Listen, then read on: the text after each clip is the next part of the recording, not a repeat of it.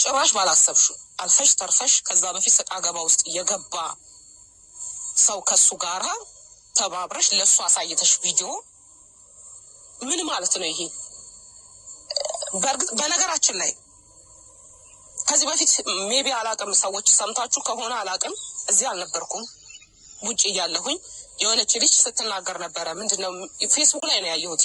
እንድችው የምታምነው ባሏ አብረው እየተዝናኑ ራቁታን ፎቶ እንትን አላት። ከዛ ተለያዩ። ያን ፎቶ በትንብሻለሁ ምናምን አላት። ከዛ ሚዲያ ላይ ለቀቀው። ማን አፈረ? በጭራሽ እሷ አታፍርም። ታስታውሳላችሁ ብዬ አስባለሁ ያያችሁ ሰዎች ፌስቡክ ላይ ማለት ነው። በጭራሽ እሷ አታፍርም።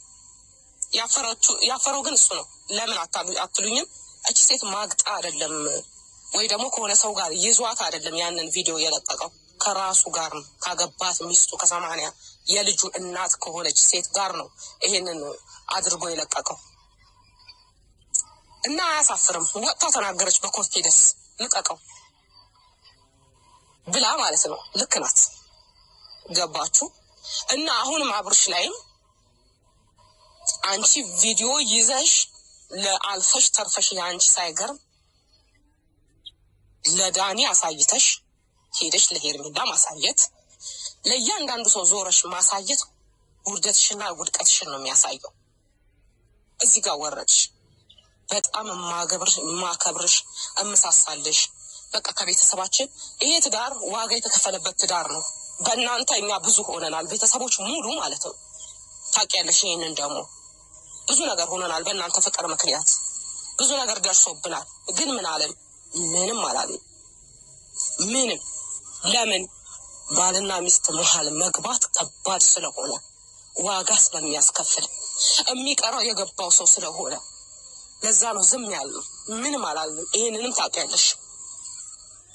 እና አሁን ዛሬ ላይ አንቺ የተጓሽበት መንገድ በጣም እየዘቀጠ ነው። በቃ እምነቴን የሰበርሽው የሆነ በቃ ወንድሜ በሚያደርገው ስራ ኮንፊደንስ ኖሮኝ አላወራም፣ በየትኛውን ሞራሌ እያልኩ አወራም ነበር።